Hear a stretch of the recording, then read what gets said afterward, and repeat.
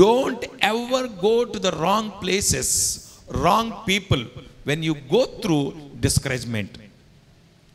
నిరాశతో మనం వెళుతున్నప్పుడు, నిరాశతో ఉన్నప్పుడు సరి అయినటువంటి స్థలాలకి, సరి అయినటువంటి వ్యక్తుల దగ్గరికి వెళ్ళాలి తప్ప, నిరాశ వచ్చినప్పుడు ఆ నిరాశతో మనము తప్పుడు వ్యక్తుల దగ్గరికి, చెడ్డ వ్యక్తుల దగ్గరికి, చెడ్డ మనుషుల దగ్గరికి వెళితే, ఇందాక మీకు ఉదాహరణ చెప్పాను, ఒక వ్యక్తి చెడ్డ వ్యక్తిని స్నేహం చేసుకున్నాడు.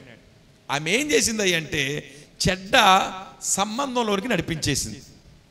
ఈరోజు మీకు నేను తెలియపరిచేది అదే.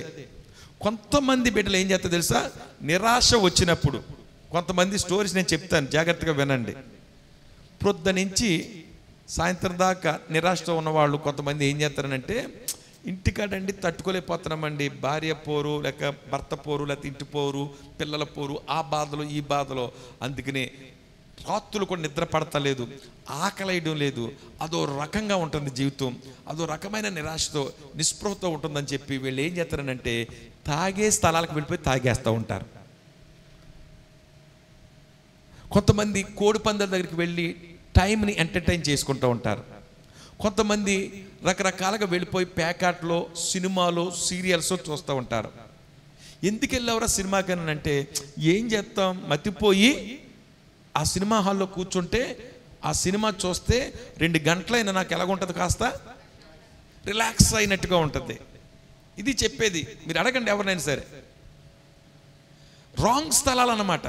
కొంతమంది క్లబ్బులకు పోతారు, కొంతమంది పబ్బలకు పోతూ ఉంటారు, కొంతమంది త్రాగుడు మత్తు పానీయాలు త్రాగి సేవించే స్థలాలకు పోయి ఆ క్లబ్బుల్లో కూర్చుని మందు తాగుతూ ఉంటారు. ఎందుకు తాగుతున్నావయ్యా అని అంటే, ఇంట్లో ఉన్న పరిస్థితిని తట్టుకోలేక, వాటమని తట్టుకోలేక, లేక పరిస్థితులను తట్టుకోలేక ఇట్లాంటి పనులు చేస్తున్నారు. ఈ మధ్యన స్త్రీలు కూడా తాగేస్తున్నారంట. ఇట్లాంటి పరిస్థితులు భయంకరంగా ఉన్నాయి. మొన్న నేను ఒక ఎయిర్పోర్ట్లోంచి వస్తూ ఉన్నాను, బెంగళూరు నుంచి. ఒక ఎయిర్పోర్ట్లో నాకు సడన్గా చూస్తే ఆ ఎయిర్పోర్ట్లో పబ్ అంటది. నాకు అది సరిగ్గా చూసేటప్పటికి లోపల రకరకాలైనటువంటి మనుషులు లోపలికి వెళుతున్నారు. అందులోకి ఓ చక్కటి హ్యాండ్ బ్యాగ్ తగిలించుకుని అమ్మాయిలు వెళ్తుంటుంటే ఆశ్చర్యం అనిపించింది నాకు. ఏంటది అని చూస్తుంటే తీరా లోపలికి వెళ్తే వాళ్ళు ఏం చేస్తున్నారు చెప్పండి, మందు తాగుతూ ఉన్నారు, పేకాడుతూ ఉన్నారు. ఎవరో ఆడవాళ్ళు ఎయిర్పోర్ట్లో. అది వాళ్ళకి ఒక రకమైనటువంటి విలాసం అన్నమాట. మరికొంతమంది ఈ నిరాశకు గురైనటువంటి వాళ్ళు ఏదో కాస్త రిలాక్స్ అవుతుందని త్రాగేయడం, చిందులు వేయడం, మత్తు పానీయాలు గుటకాలు తీసుకోవడం, స్లీపింగ్ ట్యాబ్లెట్లు తీసుకోవడం, రకరకాలైన మనుషుల దగ్గరికి పోయి వాళ్ళతో గడపడం, అక్రమ జీవితాలతో వ్యభిచారుల దగ్గరికి పోవడం, ఇవన్నీ ఏమంటే రాంగ్ ప్లేసెస్. ఎందుకు చేస్తున్నారు ఈ పనులు అంటే, మైండ్ సరిగ్గా లేక ఇలాంటి పనులు చేయవలసి వస్తుందని అని అంటూ ఉంటారు.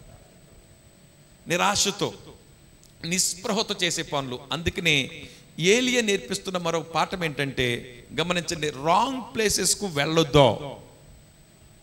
దేవుడు ఉన్న స్థలానికి మాత్రమే మనము, ఆత్మీయులు ఉన్న స్థలానికే మాత్రం మనం చేరాలి. ఇప్పుడు రాంగ్ ప్లేసెస్కి, చెడ్డ స్థలాలకి, తప్పుడు స్థలాలకి వెళ్ళవద్దు. జాగ్రత్త.